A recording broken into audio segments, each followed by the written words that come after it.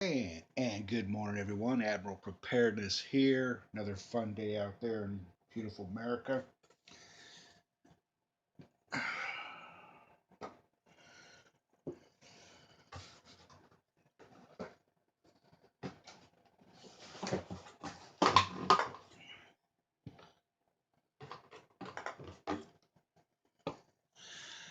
I'm sure you've seen these products before on your grocery store shelves in one version or another. These are excellent long term store canned goods, and so is that. These are also excellent long term store canned goods. It may not seem like a canned good, but it's in a Mylar bag. Let's talk about that. The containers. The containers are sealed from the factory during the process to get them on the store shelves for you to buy and put on your shelves. These guys here, you would not really call them canned goods, but we'll talk about that in just a few minutes. Now, we always talk about your meals, your caloric intake, your dietary requirements, and some of the things that happen to be put in a product that you may not want because of either some sort of a food allergy or your dietary uh, restrictions are placed upon you by your attending physician. Well, that's all good and said when it comes to food in a can. When this was processed, all the science was done. High paid engineers, high paid food specialists, farmers, pickers, graders, they all have a heart. They've got a vested interest in what's inside this container for one reason and one reason only: money. All right, they have to make money to survive. So they want to make sure that whatever they put in these product cans is going to be consumed, then reconsumed, repeat over and over by the hundreds of millions. The better the product, the faster it goes off the shelf, the more is produced. You know the drill. Some items aren't as great as others, but some things end up on defense contractor buy lists. If you take the MRE taco filling main entree that's currently now being served to military active members and or contractors and other persons in a service or service related that are consuming those things now, since they are accessed and put on the public table, you're eating them. This is the exact same thing as the taco fill. No doubt in my mind. I've already done a taste test. Products like this is a contract type of product which goes to a packing firm. It's canned, and then whoever contract comes up gets the material put on it.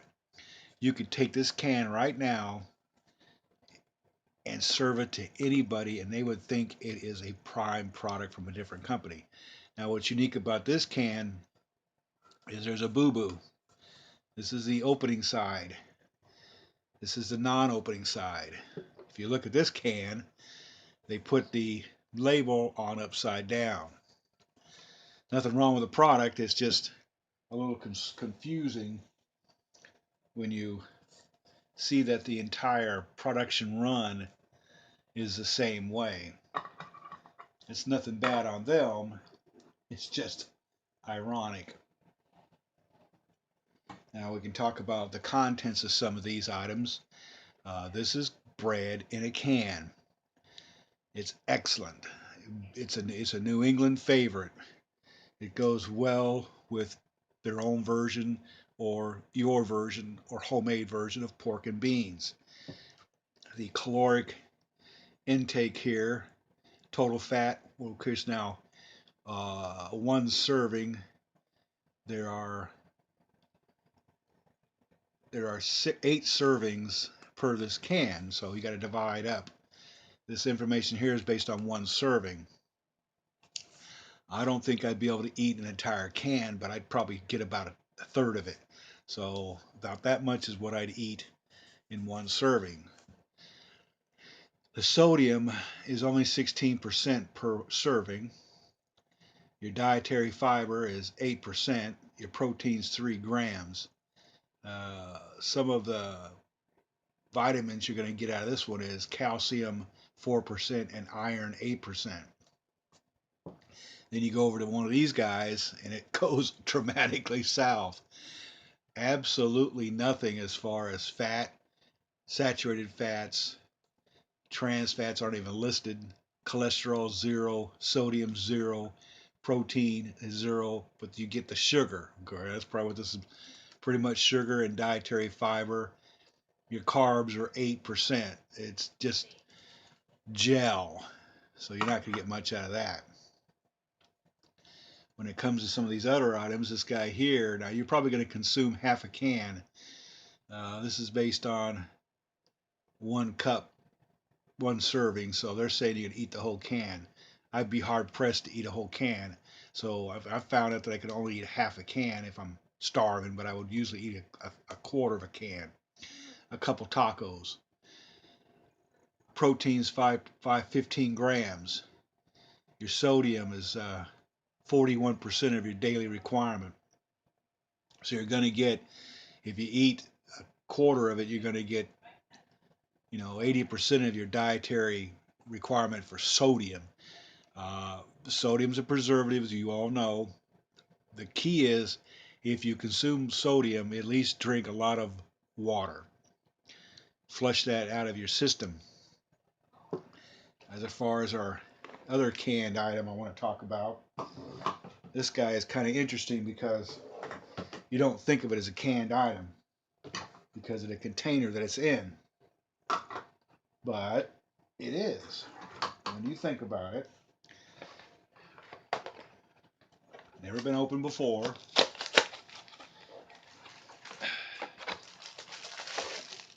Now these are Mylar bags, all right?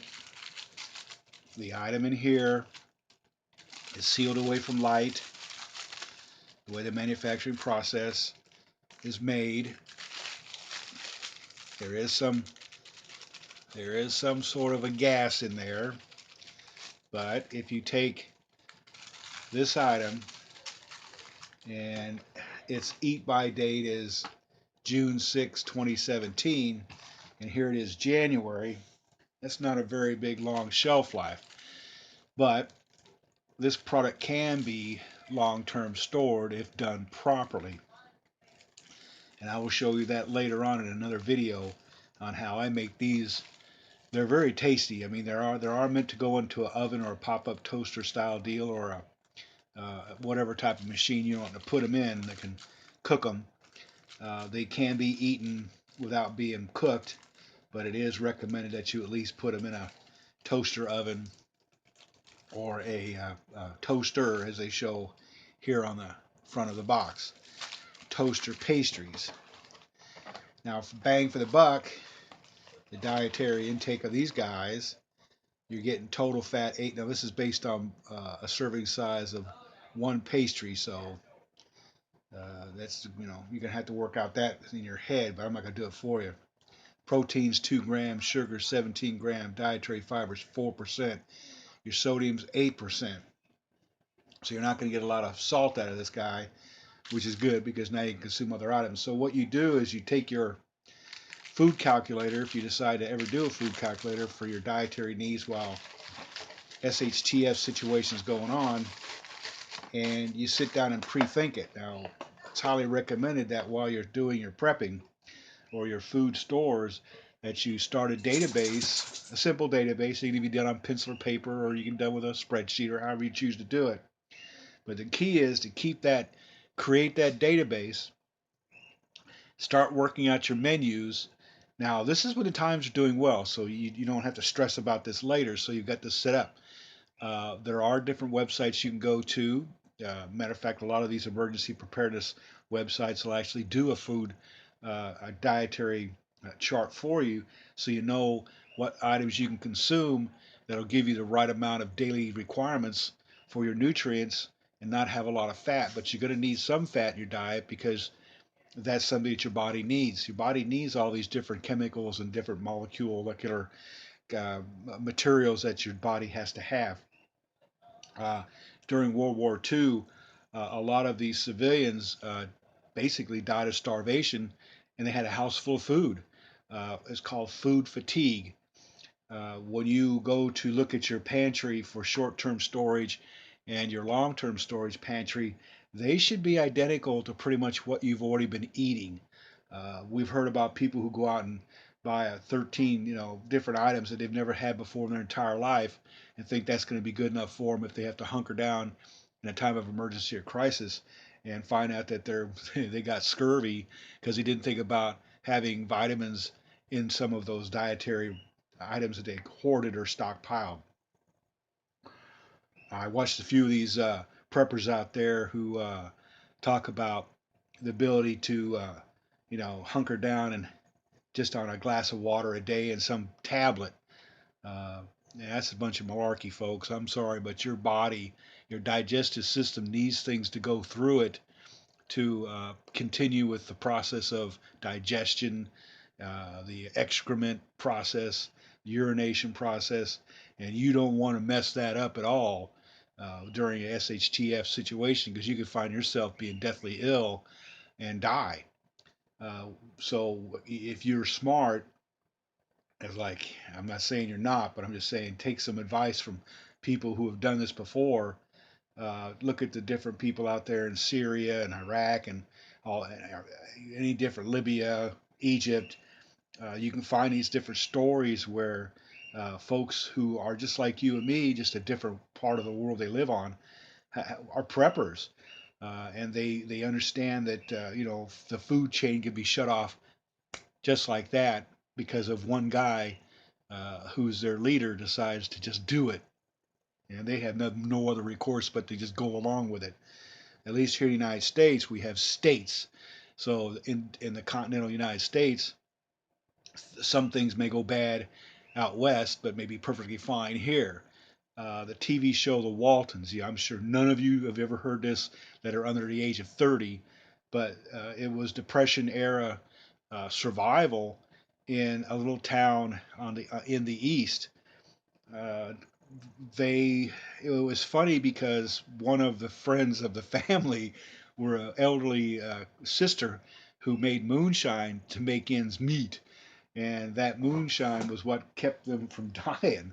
Everybody would go to their house to get the recipe, and so when you looked at the farmer, when you looked at the guy who was barely hanging in there with his 7 kids, and realized that I need the recipe so I could trade my goods or services that I have to offer.